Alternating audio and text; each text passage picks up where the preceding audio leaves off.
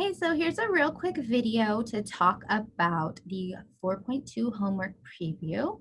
And it's my intention, as always, that you do this before, try your best, and then come back and see what I've done, check your answers, and all that good stuff. So this is not going to be very long. I've already pre-written everything, so that way, for those of you that get the right answers, you don't have to skip as far ahead. So let me share. I took my keyboard off and now I can't figure out what to do. All right, here we go. We're gonna share. So starting at the beginning, it says determine whether the given procedure results in a binomial distribution. Now, one thing I noticed historically on tests for chapter 4 is that people don't read the directions. And so you kind of jump through, especially like on number 2, we'll get to that in a minute. You kind of jump through and kind of guess what they're trying to ask. But it tells us right at the beginning, it's just a yes or no question.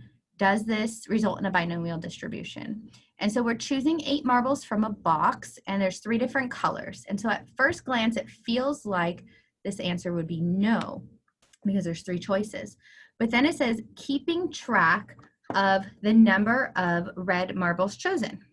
So what we're doing is we are pulling a, that was slow. We're pulling a marble out of a hat and we're saying, is this red or not? So that's really the 2 choices. Is this red or is this not red? Because it doesn't ask how many purple and how many green are chosen.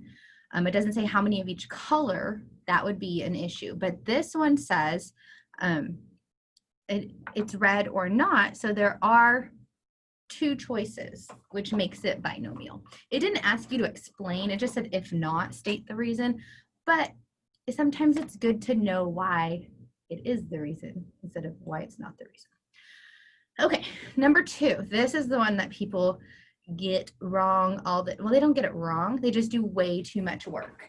And so it's talking about the probability of strikes being thrown. And it says identify those 4 parameters, identify those 4 variables. And that's it, just identify them. So you can see here that I have said that a strike is what is considered a success because it talks about throwing a strike and it talks about throwing a ball. So that shows that if a strike is a success, the strike is P, and that means a ball is Q because that's not a strike or a failure. There we go, it's wobbling. And then N is the total number of pitches, X is the total number of strikes. So again, these 2 are always a success. So the strikes would go, the percentage of strikes would go with P, the number of strikes thrown would go with X. All right, now for 3, it says the same kind of setup with the probability of throwing a strike. And this one just says fill in the blank to represent the possibility. And just as a reminder, I pull these questions off of the homework. And so by now you've probably started seeing the pattern that sometimes I do exactly the same problem that you were given. And that's just chance. Sometimes that happens. And sometimes I do problems that are nothing like your homework. And sometimes it's kind of like, oh, that's sort of the same, but different numbers. And so this is an example of a problem that kind of has like a little drop-down menu where you select what would fill in this blank right here. But there's 2 ways to interpret this. It says no more than 16. And we know we're talking about whole numbers because you cannot throw 16 and a quarter or 16 and 2/3 strikes. That doesn't work. You have to throw a whole number of strikes. And so no more than 16 can either mean less than 17, like I have on this first one, oops, wrong button, or it could mean less than or equal to 16 because it's not 16. I mean, it's not more than 16, so it is either 16 or less. But however you set this up or however you thought of it first, what I want to point out is that it should include all the numbers. So on the top one, we're talking about smaller than 17, and then we're talking about greater than or equal to 17. That's all the numbers. It's either smaller than 17, equal to 17, or greater than 17. Same thing on the bottom. Less than 16, equal to 16, greater than 16. All the numbers are covered. So that's the important part, is to make sure that's how the inequality symbols match up. Okay, here's a real problem. We actually want to know what the answer is for this one. So it gives us the probability. Well, let's see, what are we looking at? We're looking for heads. So in this case, success equals heads. So that's how I know which one is P and which one is Q. So P was heads and Q was tails. I couldn't tell that from the first sentence, but I could tell that from the question right here, the probability of getting heads. So heads is a success. Okay, so then I just plug it in. I wrote this out exactly how you should type it into your calculator. That green, no, that's not green, that red box right there is the button that you push, or the choice on the menu. And by now you probably already figured it out because we already did the last video, but if you still haven't figured it out, email me the type of calculator you have and I can help you figure that out. One thing is, you might have noticed some issues with the exponents. So when it's something like this where it says 27 minus 11, that's not terribly difficult. I can do it in my head or just write it down real quick off to the side and get 16. And so I'm more likely to type in 16 in my exponent, just because when I have that subtraction sign, it can be a mess. Some calculators, you need to put parentheses around it. Other calculators, it can be hard on certain calculators. So anything that has like a simple little plus or minus, I tend to just do that in my head to not have to worry about any extra grouping symbols. The only other thing I would add to this is sometimes my calculator gets a little wonky and it really wants to see that multiplication symbol in there. So I don't know why it does that sometimes, but that might be something. If you're not getting the same answer as I am, then that would be something to double check. All right, finally on the front page, it says, there's my random highlighting. There's no reason for that to be highlighted, but now it doesn't want to erase, so oh well, just pretend that's not highlighted. Okay, so it says something about students. Yeah, they're making guesses. Okay, so this did not actually have, oh lordy, I'm trying to talk and hit buttons at the same time. This highlighting is just really bothering me. Ooh, delete. There we go. Okay, there's actually like no obvious numbers in this. I do see the number 10 right here, but other than that, there's nothing that really sticks out like before.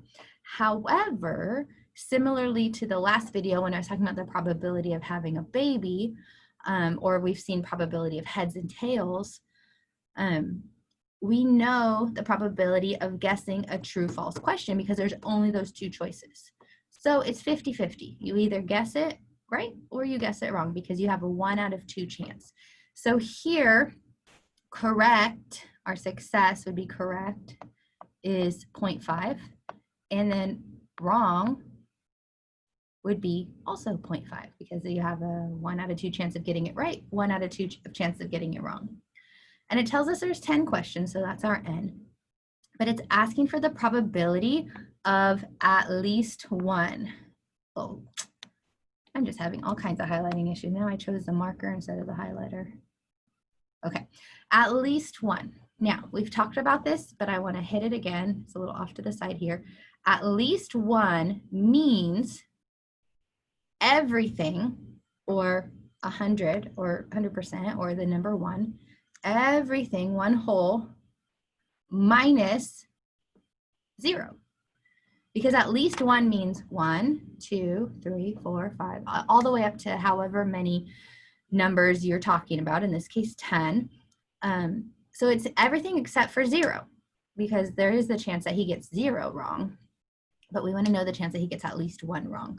So I am just going to type in 1 minus, and then I always like to make sure when I'm doing a subtraction of something long, I like to make sure there's parentheses there, brackets or something.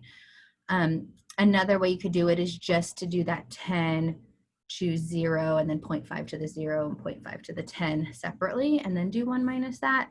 But you can do it all at once with parentheses, and the answer I got to 3 decimal places was 0.999. So yay, you have a 99.9% probability that you will get at least 1 out of 10% right, just by guessing. Okay, So we're going to use this idea of at least one, that whole subtracting, to do this next problem.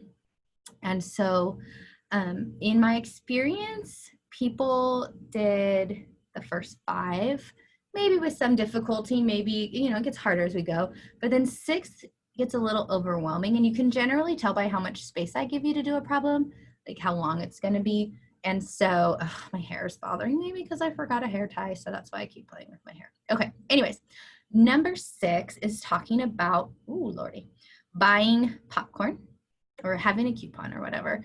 And it says there's 10 total tickets, and we want the probability of 3 or more. So what does that mean? 3 or more means 3, 4, 5, 6, 7, 8, 9, and 10. That's 8 different problems we would have to do. So rather than do this work 8 times, I could kind of think of it the other direction. Instead of thinking of doing 3 or more, I could think about what's not 3 or more. 0, 1, and 2 are all less than 3. And so if I just take those 3 away from 1, I have all the choices left, similar to that at least one.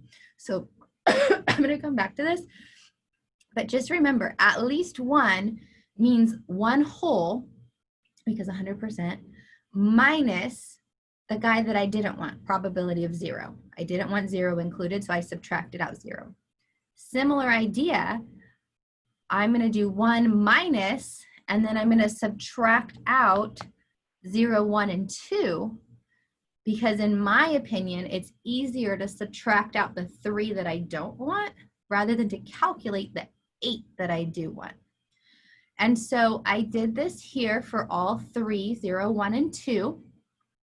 And once you start getting really good at your calculator, you'll realize, like, type the whole first one in, hit enter, and then you can hit up and like copy. Once you highlight this, my calculator's in my bag. Once you can highlight this and hit enter, and it copies it for you, and then you can just go back and change, like the 0 to a 1, the 10 to a 9. You just have to change a couple of things, and then it doesn't take as long to type in.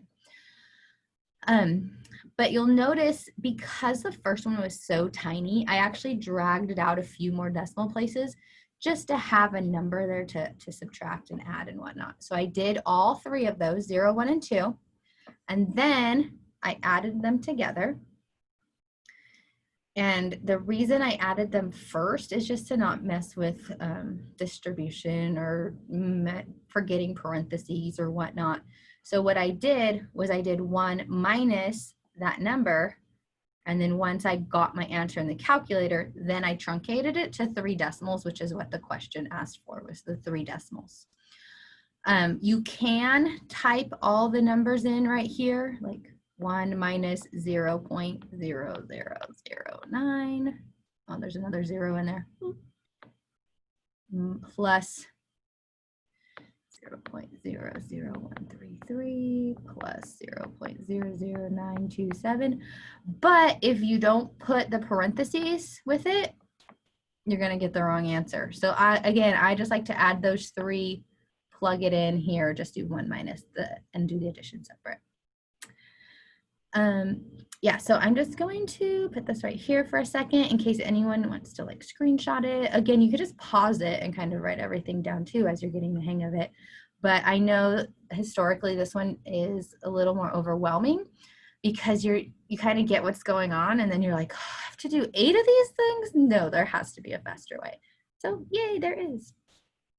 All right, last one. This one is a little more straightforward because it says less than 3.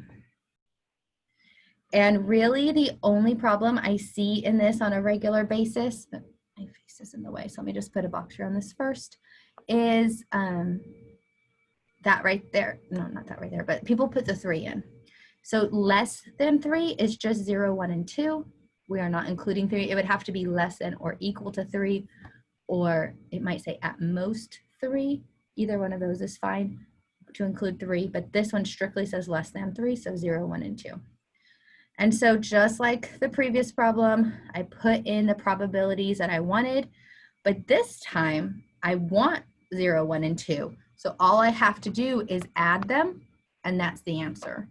And since these weren't super tiny, I kind of rounded them in the middle.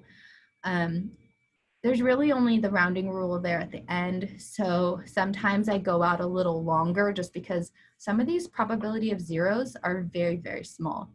So it's better to just kind of take a few more decimal places in the middle of the problem and then go back and round to the correct number at the end. All right, but that is it for probability distribution. And yeah, email me if you have any questions on the homework. And next time I see you, we will be on a new topic. All right, see you later.